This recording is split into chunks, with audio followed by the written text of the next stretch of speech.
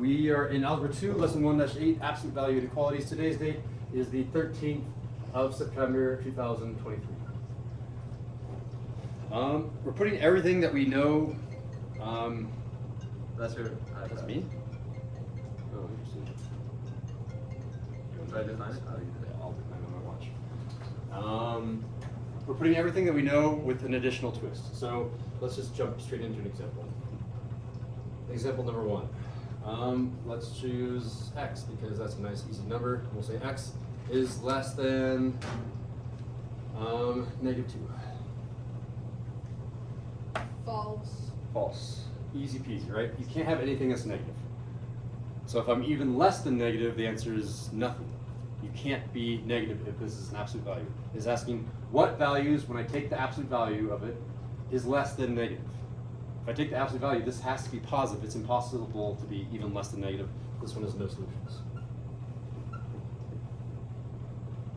Just be careful. That's always the first thing that we're checking. You have to at least be positive. What if I change this? What if I say x has to be less than +2? Now there are solutions and we need to find them. So we need to solve. X is less than +2 or x is less than -2 or greater than -2? What should it be for that negative? So again, normally the first half of the equation, you just drop the absolute value and get x is less than 2, which is correct. But then what do you put over here? Normally we would put an x and we change this to a -2, but what sign should we do? Should we have a less than and just copy it down, or should we switch it? Otherwise. Why should we switch it? Because it's a negative and then. In general, you're taking everything that's not inside the absolute value, that's protected by the absolute value, and making it and multiplying by -1. Whenever you multiply or divide by negative, this switches, so that's maybe one of the rules that you want to use, but it does indeed switch. Okay. And what sign do we use? Do we use an and or an or? What do you guys think? And? This one is actually an or. It doesn't matter because it could be this one or it could be this one. Both of them are fine. And means you have to do both of them at the same time. Yeah. Yeah, so this one's going to be an or.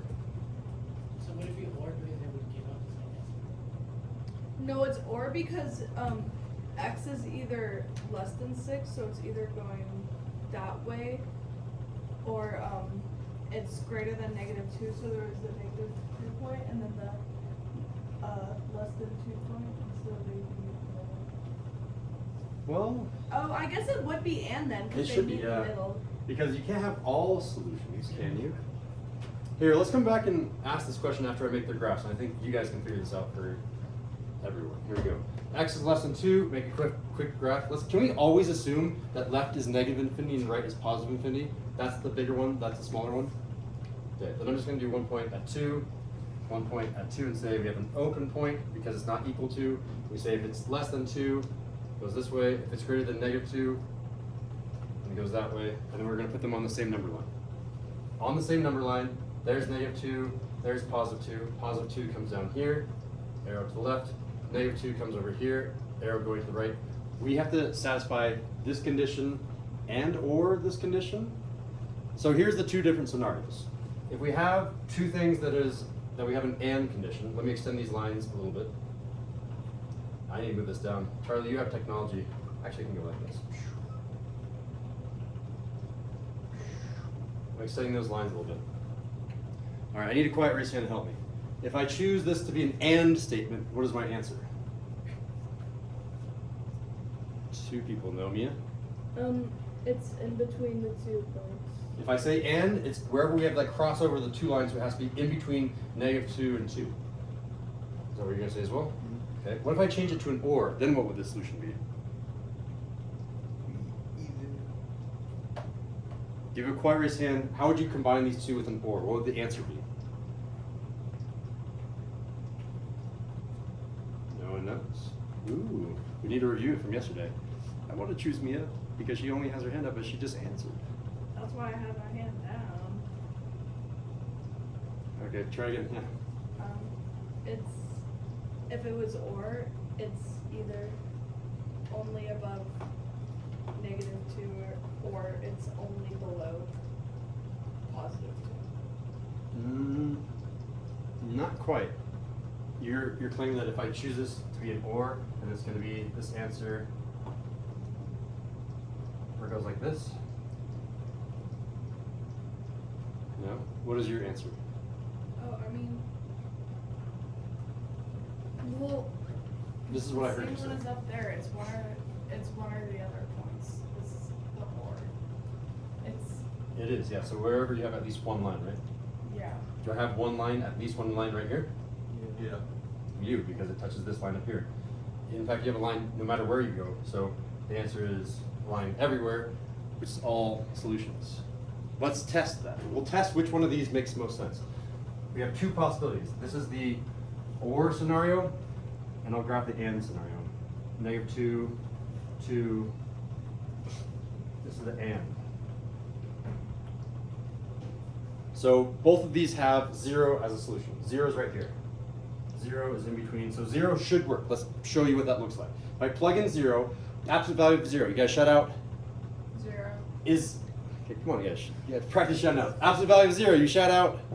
0. Absolute value of 0, you shout out. 0. Slightly better, but we'll take it. Is 0 less than 2? Yeah. Yes, this is a true statement, therefore this is a solution. Let's check something that is on this graph but not on this graph. What should we choose? -3. -3, okay. Let's test this value. This is our test value. Test value at -3.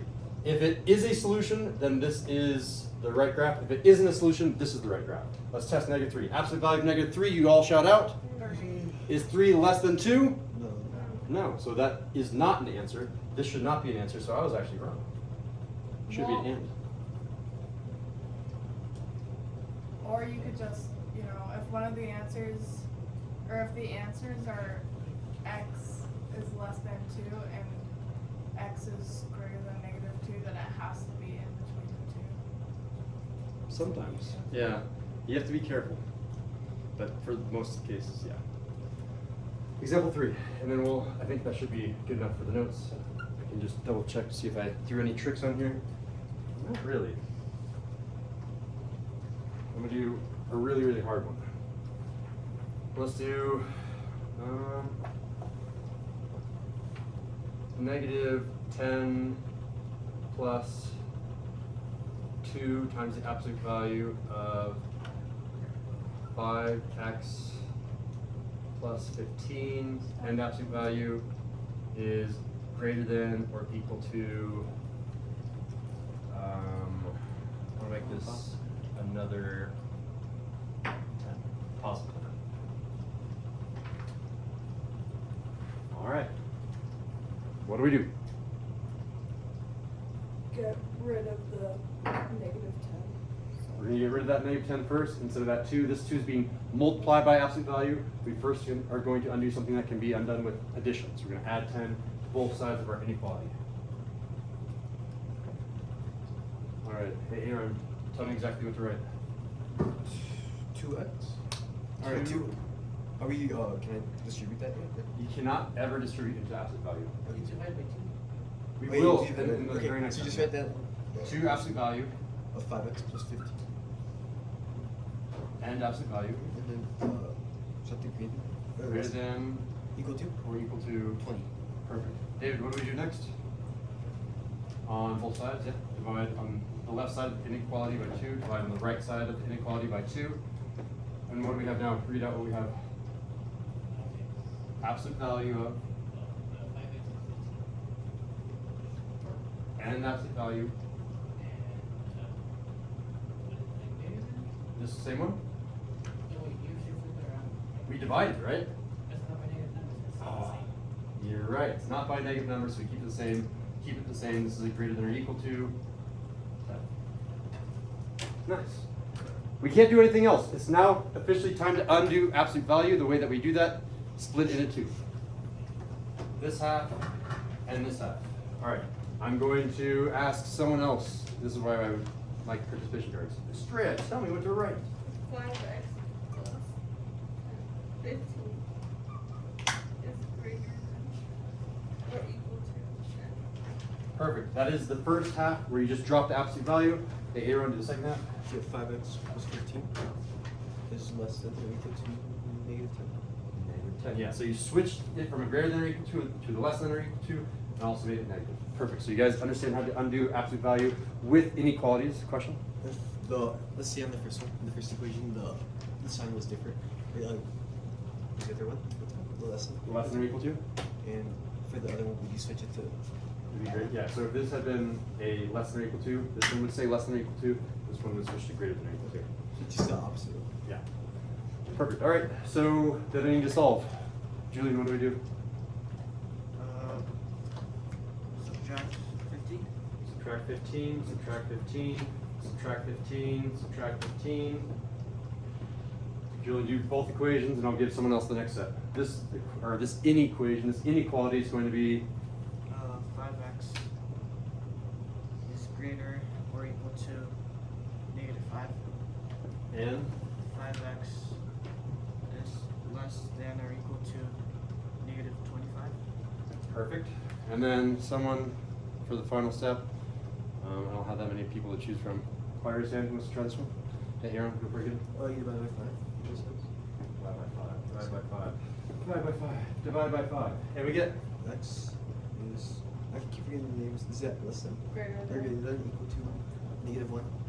good and X is less than or equal to negative 5. okay. We've done all that work to get down here, and this is where we basically started from yesterday. Now I'm going to create graphs for this and see what happens. I can graph these both at the same time. I'm going to do it up over here. So I'm going to say I have a negative 5. It's over on the left, and negative 1 is a little bit more towards the right. Make sure that you know that negative 5 is left of negative 1. That might mess you guys up. Okay, so let's talk about the negative 1 first. U. We are greater than or equal to negative 1. So first of all, is it closed or open? It's closed. Open. I mean closed, sorry. It's closed. Closed. Closed meaning that it's a filled in circle. So it's a closed circle at negative 1. What about that one? Closed circle. Closed circle. In fact, because I'm giving you absolute value inequalities now, they both have to have the same symbol. This will never turn off or on for the equal to sign. These both should match. Okay, I'm talking about the negative 1 still. I want to be greater than or equal to. So you guys can all shout out right or left. Right. To the right. To the right. To the right. Okay. And this one, To the to the left. left. Huh. Is this one going to be an and or an or? Or. It's gonna be the or. Because if it's an and, the answer is no solutions. There's no overlap in this case. So we have to choose the right solution, the one that makes sense. This one has to be an or. So the way that I answered this, I don't even think I answered that one all the way, did I? Ooh, No. bad. Bad, Mr. Siddell. Can I come back here? Let me answer this. I want to say that x, in this case, was in between negative 2 and 2. That was my final answer. Over here, I'm going to say that x is less than negative 5, or, and I have to use this keyword, if I said and, it changes the answer to no solutions, or x is greater than negative 1 with the graph. So we're kind of working backwards. So now you have to choose if it's an or or an and. Yeah. I think this is more simpler than this. You think it's easier? Okay. Well, it has absolute value stuff mixed in with it, so bit of review, which makes it maybe a little bit hard. Question? You forgot the equal. Oh my goodness! Teacher mistake. Does anyone else get that? Where? Log the extra credit. I'll let someone else find it as well. I know where it is. You see it? Where? It's under the greater than or equal to sense. Yeah, he said it. You can log it as well. I should have an equal to sign because this is filled in. I mean, if this one had an equal to sign, then my final answer should probably have an equal to sign as well. Yeah, good job. Yes, both log it. All right. And that kind of concludes the lesson. I'm just trying to remember if there's anything tricky. Last parting words of Mr. Sindel. That's basically it. Yeah, I think I covered everything. The one thing that I didn't put in the notes is that you might have all solutions. For example, if I had changed this one into an x, absolute value of x is greater than negative 2, anything works. Choose negative 1,000, choose 2/3, choose negative 1. No matter what you choose, this number is always positive, and positives are always greater than negative 2. So this one would be all solutions. And I think I've had a good selection of answers. Usually the answer is always going to be one of these four. No solutions, all solutions, in between something, or away from each other. If it's away from each other, it's always going to be an or. If it's pointing in two different directions, it'll always be an or. If it's in between, it's always an and it will always look like this notation. Cool. All right, give me a fist of 5 on, question first. I thought it was -2 can be no solutions. So if it's less than -2, it's impossible to be negative. You're always going to be positive. So if you're asking, am I always greater than something negative? You're always going to be greater than something negative because you're defined to be positive. Excellent. All right, fist of 5. I forgot to start out with our objective. Our objective today, I should state it again, was if I solve absolute value inequality problems, how well can you write that answer in inequality notation and graph it? Let's see. 4, 4, 4, 4.5, wiggly 4, 4, and then videos.